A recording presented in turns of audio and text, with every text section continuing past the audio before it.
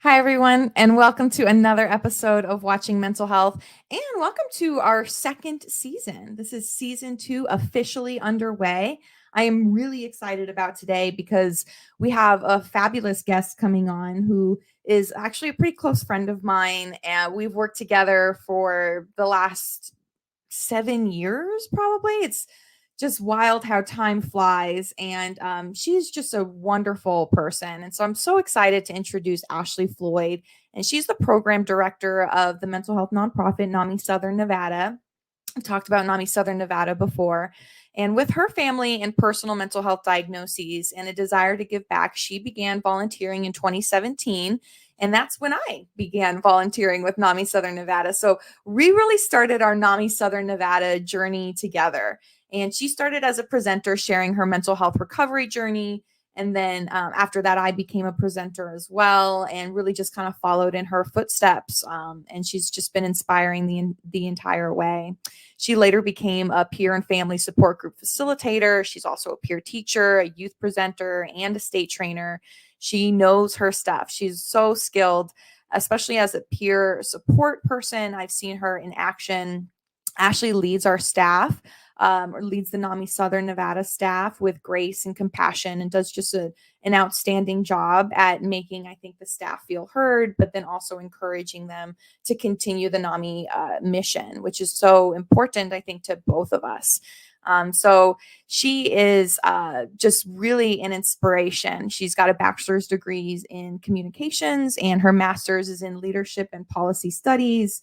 And her previous career was in higher education. So again, she knows her stuff. So I'm so excited to bring on Ashley Floyd and to talk a little bit about mental health in the community, peer support, what NAMI is doing, what Las Vegas is doing, and how we can make a difference, because she has her own personal mental health journey to share.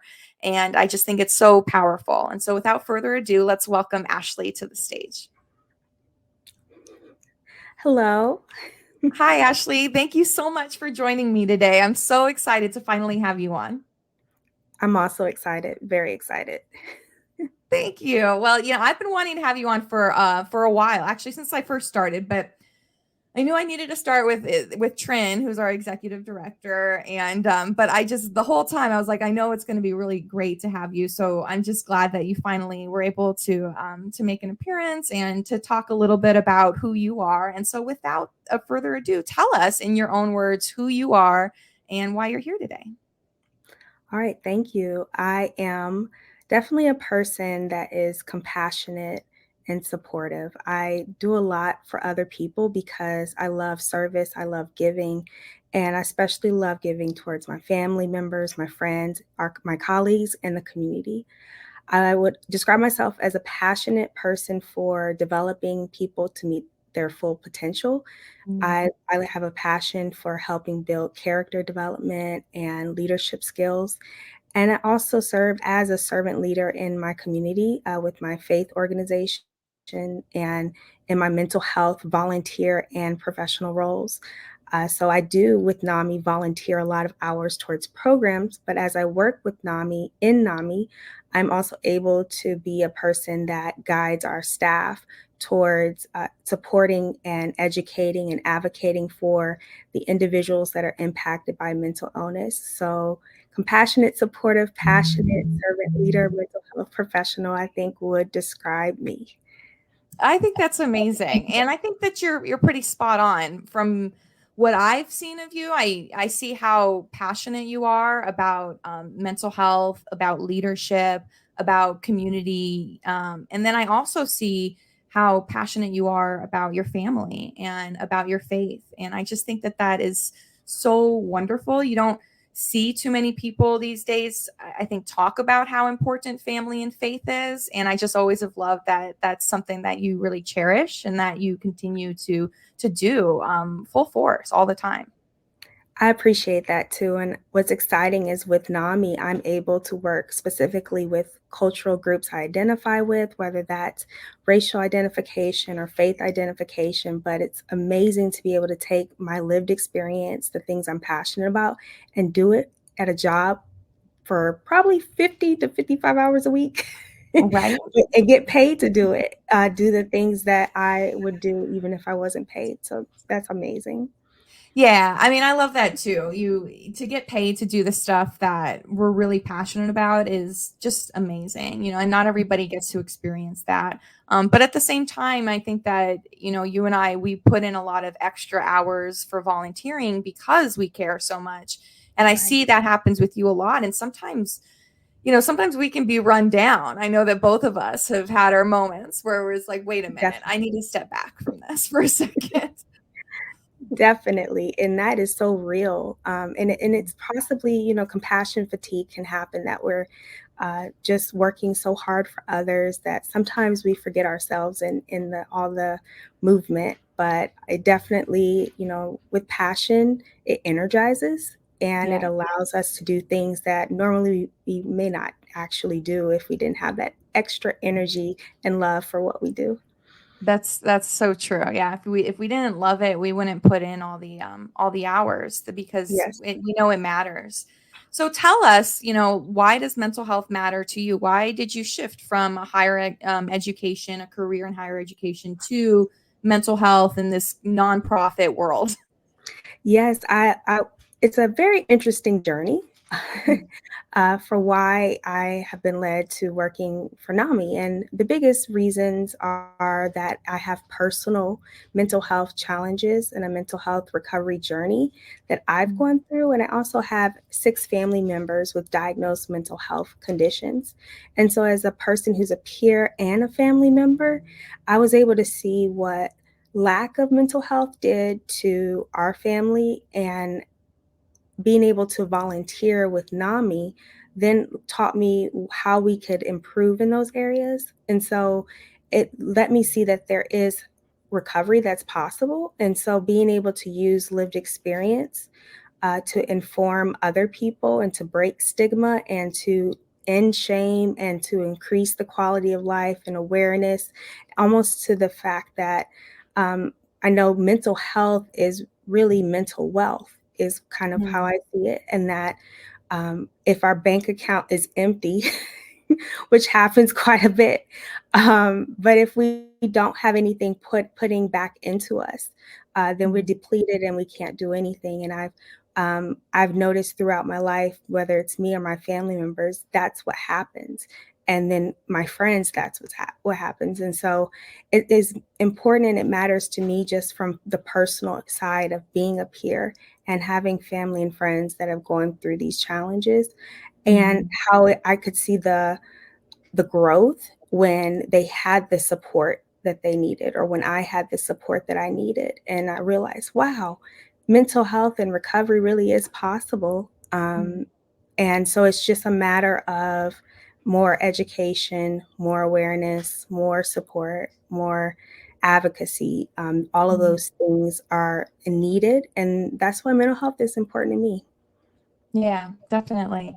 I think my story is similar in that I have both peer and family experience. And Mhm. you just see it when you see it every day of your life. It's hard to not go in and try and make a difference, especially when you can recognize that moment of recovery or of hope that Yeah. recovery is possible. And so tell us a little bit more about when maybe there was a defining moment in your life when you knew that recovery was possible or that hope had come back after it was maybe lost. Yes, I'm actually very excited to share how I ended up in recovery. It first starts though with having mental illness. And so at 10 years old, I was diagnosed with depression, mostly due to a lot of health issues, bullying, moving around, and some family trauma aspects. And so I was depressed and diagnosed at 10. And after a couple years, I had been exhibiting different symptoms that we would call mania, Mhm. with just elevated mood, lack of lower need of sleep, a lot of irritability, talkative and impulsive and energetic, and all those things, and then keep dropping back down to depression and going up and down. And things in my life got so much worse that at 12 years old, I did attempt suicide.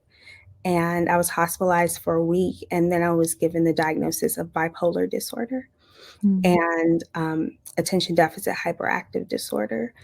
mm, So the biggest part of the problem I had about all of this is that as I reflected as I was older, I realized I was never educated about what these illnesses meant and what I should be looking for, like side effects or symptoms, and how medicine is relating to my experience.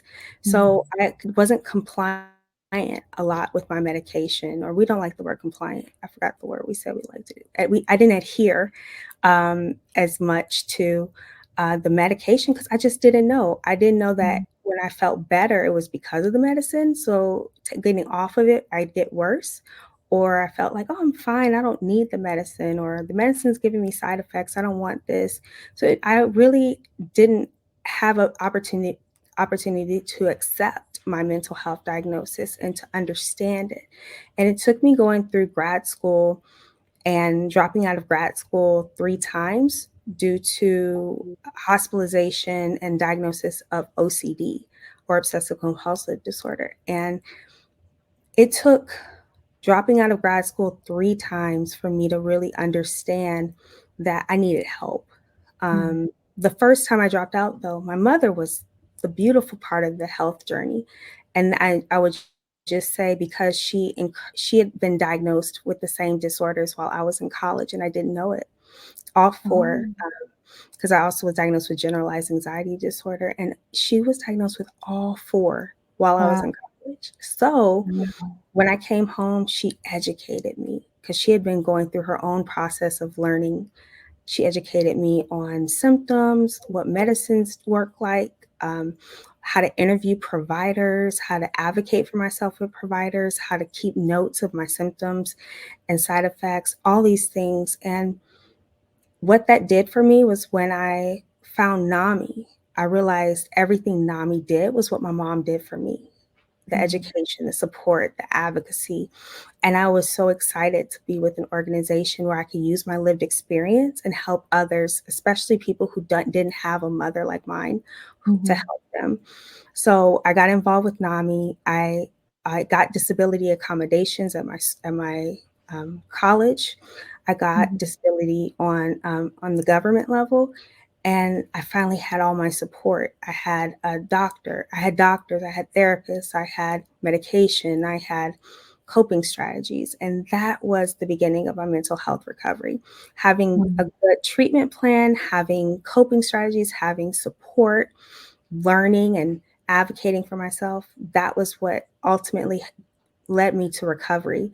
And I'm glad to say I finally graduated and I got my master's in Woo! leadership and policy studies.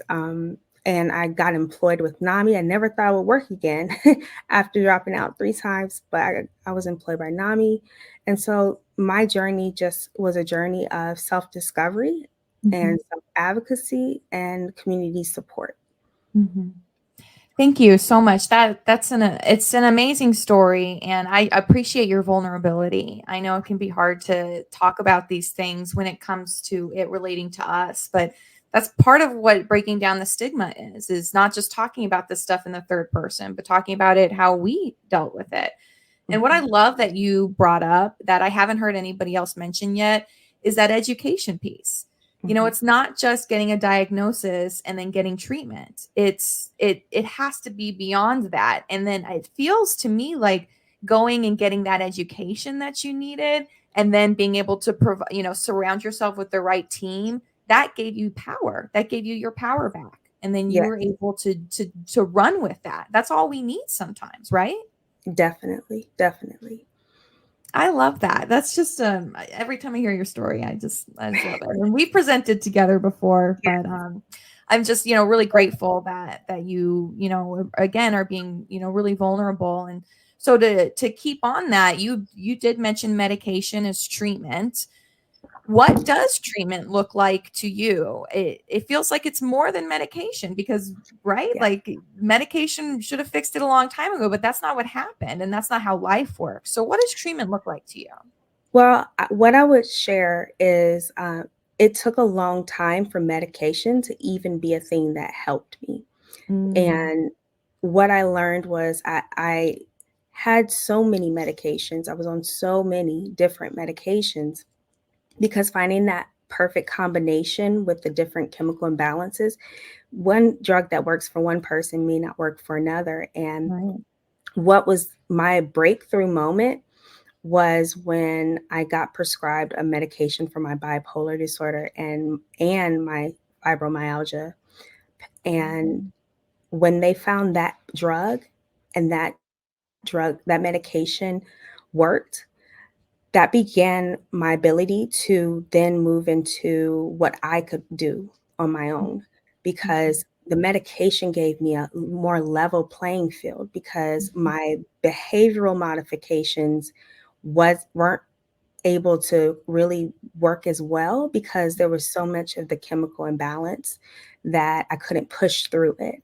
So yeah. once we found that one medication that was able to get all of that, and I had been on over 15 different medications before that one, Mm. uh, maybe more. Um, Takes so much time to figure it Yeah, out. for years, I was diagnosed at 10 and misdiagnosed at 10, and then by the time I was 26, I had finally found the right medication. Wow. But so once medication is a huge part of my mental health recovery journey, but to credit what you're sharing, once I Mhm, got that level playing field, then I had to focus on what I could do something about, and that included going to therapy. That included working with professionals that I felt comfortable with and letting go of professionals that weren't going to listen to me. Um, um, I feel like that's the piece that NAMI is always pushing for, is being allowed to share the lived experience and mhm, validate the peer and the family role. And so I would have my mother come in to some of my appointments with me because as a peer, I would not see the things she's seeing. mhm, I'm understanding the internal and she's seeing the external. So having my mother be a part of some of my doctor appointments really helped. And with therapy, I also had different workbooks that really helped me process things better. I remember my mother got me a bipolar workbook, and that was really helpful because I needed to process what my disorder was doing and what the medicine was doing to help. mm, Um, and so, also on top of that, with treatment, um, because I had physical issues and physical pain can create mental stress and vice versa. Finding holistic opportunities as well was really important to my treatment plan. And things like a chiropractor, the acupuncture, those different things wow. were really helpful for me too because it allowed for some relief. One other thing I did with treatment, and I needed hospitalization sometimes. Mm, I've been hospitalized twice, and I've been in partial hospitalization and intensive outpatient um, at least 3 or 4 times, and those were really important. And I would say it's compared to if you break your foot and you need to go to the doctor immediately, you go to the emergency room because that's an emergency. mhm, yeah. So I have a mental health breakdown, then I need to go to the emergency. So those are different treatments that I have used and they've been really helpful for me. I love that you have both a traditional and a non-traditional approach to your treatment. I didn't even know that you had utilized acupuncture, or chiropractor. I've only recently learned more about how acupuncture can be beneficial for your mental health. Have you been doing that a lot? So I did the acupuncture more when I lived in Memphis. So when I lived in Memphis, I was able to do it. When I moved here in Vegas, I tried it again and it was actually inflamed my fibromyalgia. So I just do the chiropractor now, but that helps because my body is so, with all of the trauma, my Mhm, body fights itself. And yeah, so I could take all the pain medicine in the world, but I need that realignment. I need the physical to calm down some. yeah. and it relieves me because when I'm in pain, I can't think clearly, I'm stressed. And so I think mental health is physical health, and parts of physical health impact mental health. Fully, absolutely. And I mean, I couldn't imagine living every day of my life in pain. Like I think anybody who has to live in pain like that, their mental health is going to be impacted. If it's not anxiety or depression, which I think all of us can Mhm. experience when we have these difficult things, it can be much more than that, just Yeah. any way to escape. And so I think that that's really interesting. You're able to apply these different mechanisms, and it sounds like it's taking you years to figure it out, and that's normal, right? Definitely. It took Yeah, many it's years. normal. Yes, definitely. I just yeah, I really like that. And I know that for you, self-care I think is probably essential now that you are working and you work extra hard. I think both of us maybe don't know when to turn off and until we Definitely. hit the wall. So tell me more about, what does self-care look like to you as a professional and as somebody with lived experience? I have to be honest, some days I got it, and some Yeah. days it's harder. I Self-care has been harder for me than treatment Oh. because self-care, like with treatment, someone else is making a lot of the decisions, and then I'm just going along. With Mhm. self-care, I have to be the initiator. And Yeah. people will say, like, Ashley, take care of yourself. You're working Mhm. too hard. Take this, do that. And because I'm a person that really gets my motivation and my actually self-esteem from serving other people, it's really hard to step back and recognize my mask needs to be put on first. That can be Mhm. really hard.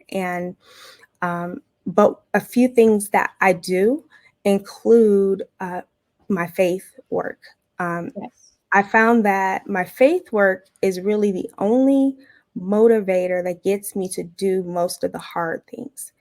If it's things I need to do, my faith will say, okay, Ashley, when you woke up this morning, you need to pray, you need to meditate, sing your songs of praise, and get your affirmations going from scriptures. And when I do that meditation work, and even if somebody is listening and they are in faith, everything that I do with my faith work can actually be generalized. So Mhm. whether that's scriptures instead of scriptures, affirmations can be Mhm. used. Instead of the sermons I love to listen to that help me remind myself of who I am and what I need to do in my life, people can listen to inspirational messages. Instead of, like, I love all things God related music. It is uplifting to me, but any inspirational music could be uplifting to someone. And Totally. for me, it's prayer, but for others, it may just be meditation. And so I think I've just found a focus area for all of those coping strategies. But those are really big for me. Those are the ultimate big thing because I feel more aligned when I'm connected to my higher power. Uh, Yeah. and I feel more accountable for doing the right things when I answer to my higher power. But some other things I do for self-care include reading and journaling, and I Mhm. love watching comedies. I love laughing because I can have kind of negative self-talk a lot of times. So Yeah. being able to watch something funny, it gets my mood up.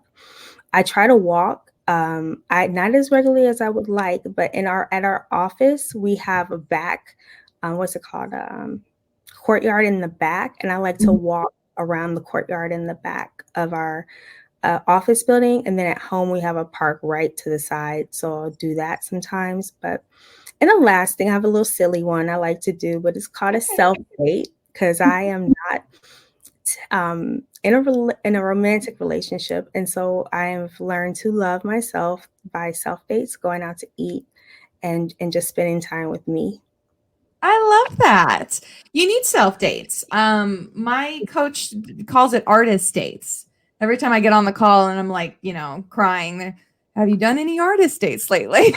Like, no, I haven't. Well, you need to go do that. You need to take yourself out and do these things for you. Take yourself to the movie that you want to go see, or go do that paint night. Yeah, And And laughter is the medicine of the soul. So I'm glad that you mentioned that. Thank you. And my best self dates I enjoy to do is just going to a concert. I'm the weird one that goes by myself. But I enjoy it because, see, I will save all my money just to go to one concert a year and sit near the front. I would rather sit at the front by myself and enjoy the concert than have like someone with me that wants to sit in the bleachers. Right. You But have to that's for me. accommodate that person. I'm the same way. I go places alone all the time. I went to a music festival alone 2 years ago, and it was honestly like one of the best experiences that I've had at a concert. I just loved it. That's awesome, Katie. I feel less alone now. Oh yeah, no, I'm totally weird. And it's only been in the last few years I've recognized that other people are like, "What are you doing? Like, what are you doing these things alone?" Like, I don't know. I don't know. I want to. Yeah, I think that's the introvert in us, though. I think, yeah, no, I think you're right. You're right. Because then I don't have to worry about socializing. I can just go enjoy the experience that I'm wanting to. Yeah, you're absolutely right. And I like that you mentioned the faith, your faith, and how people can go, how people who maybe don't have that faith-based experience can still utilize many of these self-care techniques in a more general way. But I want to take it back because I think that there's been a stigma between faith-based communities and mental health. And maybe that's been more prevalent in the past, but I know that you've really worked hard to really bring these two communities together, and you're doing amazing things with NAMI. So talk more about how you're bringing faith and mental health together, and what that looks like today, because maybe, maybe it looks a little better today than what people are thinking. Yes, definitely. So because faith means so much to me, and even from the church I'm a part of, New Antioch Christian Fellowship, my pastor is a clinical psychologist. She has her doctorate in psychology. So that was one of the main reasons I went to her church, because I'm like, she's combining faith and psychology together, and that's amazing, and mental health together. But in our communities, faith, there's a lot of stigma. We just say, pray about it, or your faith is weak, and things like that when you're having hard times. And so I remember when my aunt, when I was trying to tell her, I need you to not just tell me to pray about it, I need support. And how I connected it to her was just first saying, hey, you broke your foot. Her foot really was broken. So you broke your foot, and you're sitting here, let's say you just broke it, and I tell you, just get up, pray about it, have faith, right? Think positive, walk it off, you'll be fine. Just believe in your healing, and then you leave them. And it's like, what? I have a broken foot. I need to go to the emergency room, which would be a psychiatric ward for mental health breaks. You're going to need physical therapy, just like I'm going to need mental therapy. You're going to need medication, just like I'm going to need medication. You're going to need, what is the other one? You're going to need a cast. You're going to need a crutch. And people are going to come by and bring you food and make sure you're okay. They're going to accommodate your space to help you be successful while you're healing.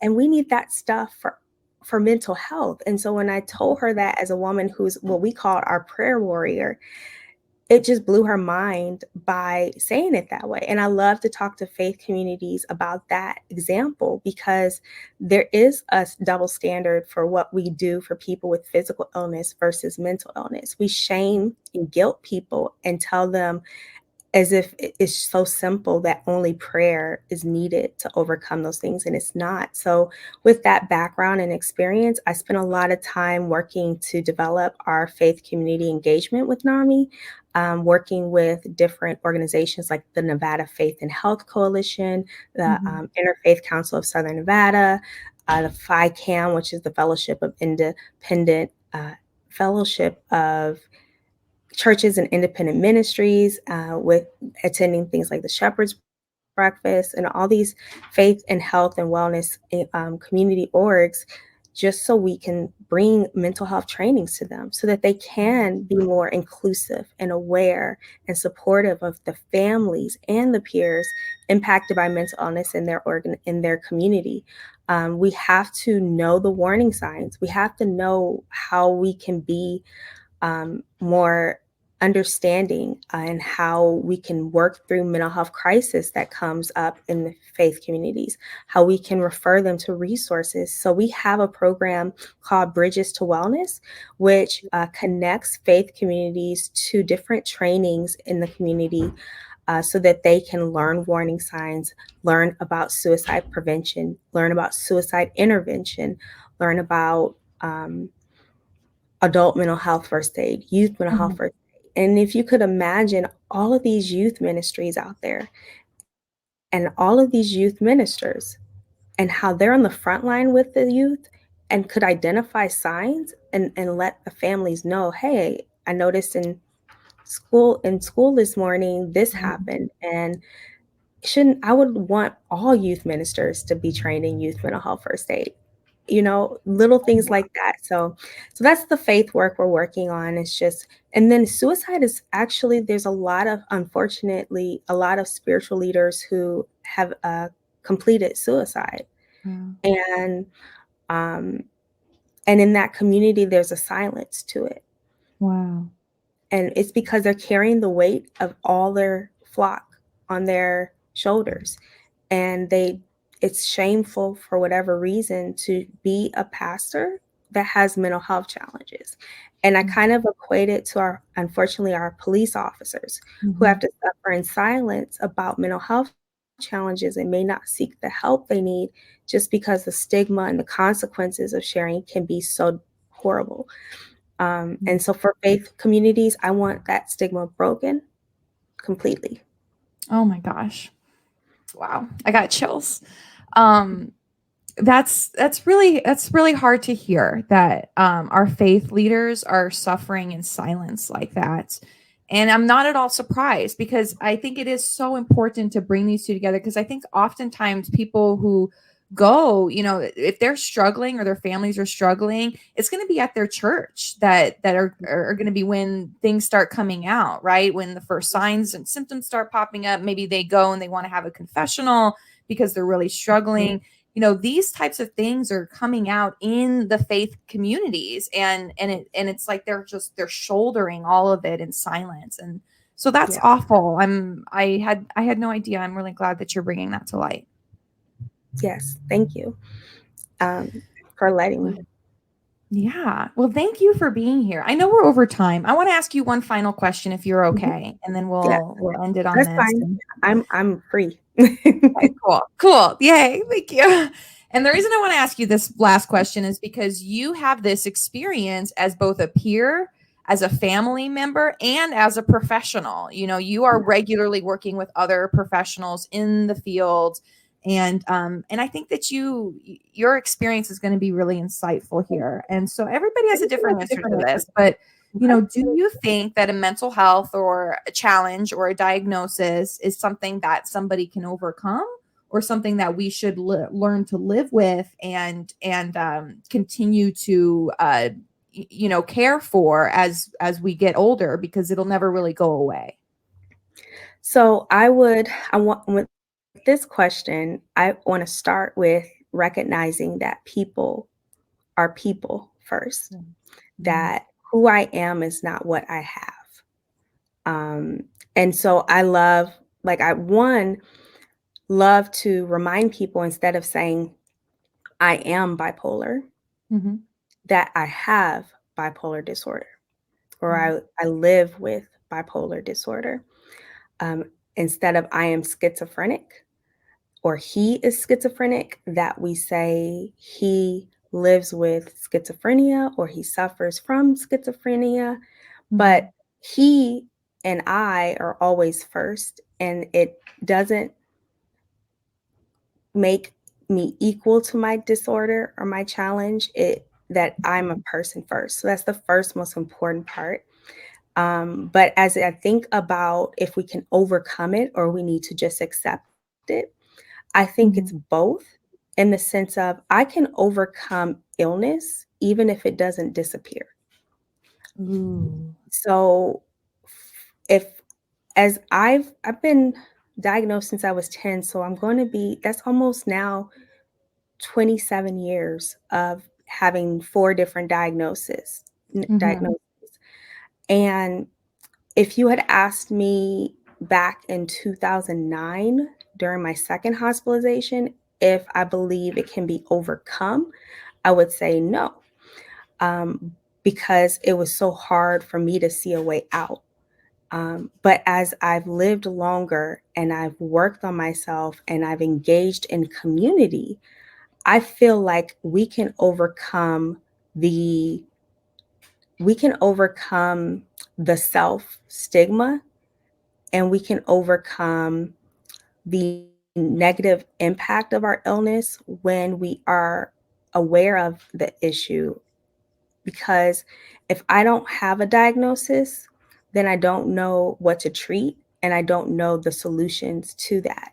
Not Yeah. everybody is going to, like, somebody may have temporary depression Mhm. or they may hear voices, but once they're on the medication, they may, or they have the proper coping strategies, they can live a quality life, they can live a joyful life, they can live a productive life. Mhm. There is nothing that has to keep us from feeling like our diagnosis is not our identity or that we're stuck. Um, it really is by the work and the grace of God that we find what we need. And so I do think there's a level of accepting that it's our reality that we have a challenge, but not Mhm. accepting that we are a victim to our reality, that we are victors in our reality. And all it is a shift in thought that that a diagnosis is not a shameful thing. Yeah. When we realize that, that's like telling someone that their cancer, like, Is who will they are. is Yeah. who they are, right? It's Like, not. no, we're like, "No, you're gonna live past this. You're gonna Mhm. get better. You're gonna be able to handle," and the person gets into remission, Right. um, and then they're doing well, and then maybe a Maybe it reoccurring happens. Yeah. Mhm. happens, and then we work through that, and we don't tell them you'll never overcome. We call them overcomers. We tell them that there's hope and they're gonna get well, and they have a life and they're gonna live their life. And I would say if we treat it like that, that we stay positive about the hope they should have for their future, then I think people wouldn't be as scared of the diagnosis, because we have been told if you get the diagnosis at stage 1, your quality of life and potential to live a longer life increases as the earlier you get the diagnosis. But if we Mhm. wait and we wait because we're fearful to hear what the reality may be, by the time we get so sick that we need to go in and the diagnosis and we're at stage 4, we've really limited our ability to get better and Mhm. lowered our life expectancy. So I kind of feel like people should treat it like they treat cancer and just see that we want to stay hopeful, we want to stay supportive, and we don't want to wait too late to get that diagnosis, because then we lose our opportunities to live a longer, more fulfilling, productive, and happy life. Wow. That is so true. I've never heard it said that way, and yet that's so accurate because stats show that when you do have a mental health diagnosis and the earlier you seek treatment for that mental health diagnosis, the better the outcomes are going to be. And it's Yeah. the same. It's the same as with cancer. And I just love what you said that, just because you have a diagnosis doesn't mean you have to have an illness. Mhm. You're not always ill, right? You can be in you can utilize tools and get yourself in a better space, and your identity is wrapped around you. And then diagnosis Mhm. just happens to be something you have and you deal with just like a cancer or any other diagnosis. So I just really Definitely. I love that how you explain that. It's very good. Thank you. And like I said, it's from the peer and the family part, because I've Yeah. seen my family and the ones that accept their illnesses and the ones that don't. There's a day and night difference between how their life is moving forward. Um, Wow. And so for me, I want to be the encourager to my family of recovery being possible when we don't ignore, we don't silence ourselves, we don't shame ourselves, we don't allow families and our members in our community to shame us either. We have to speak up when people are adding guilt and shame and fear on top of an illness, because that makes people not willing to share they have a problem or to get help for it. Mm-hmm. Yeah, recovery is always possible, and stigma kills people. You know, it lets us live and die in silence. Mm-hmm. And I think that, you know, you brought up the faith-based leaders, and I think that's something they're experiencing, you know.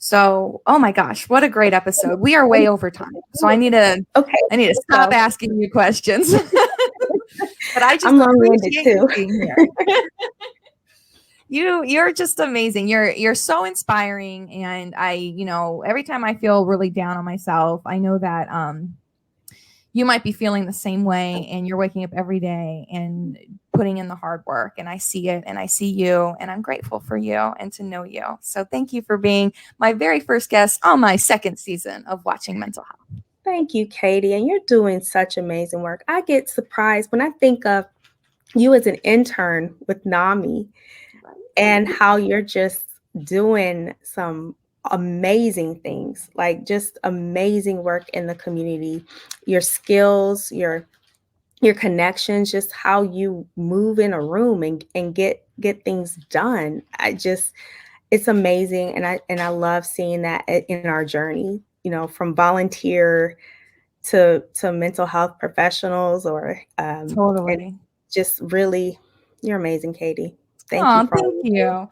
You know, we've really grown together. I think both from volunteer and then to be where we're at now. And I think we're both really grateful for it. And so thank you so much. And we're going to continue doing amazing things together. But in the meantime, I will stop this episode. And for everyone out there watching, please tune in live every first and third Wednesday at 3 p.m. Pacific time. And if you can't tune in live, that's no problem, because all of my episodes are going to be found on my website at katierosewechter.com. Thank you, everyone. Have a great one, and we'll see you next time. PR Connections Radio thanks you for watching this podcast. Check out more episodes of this show and our others at prconnectionsradio.com.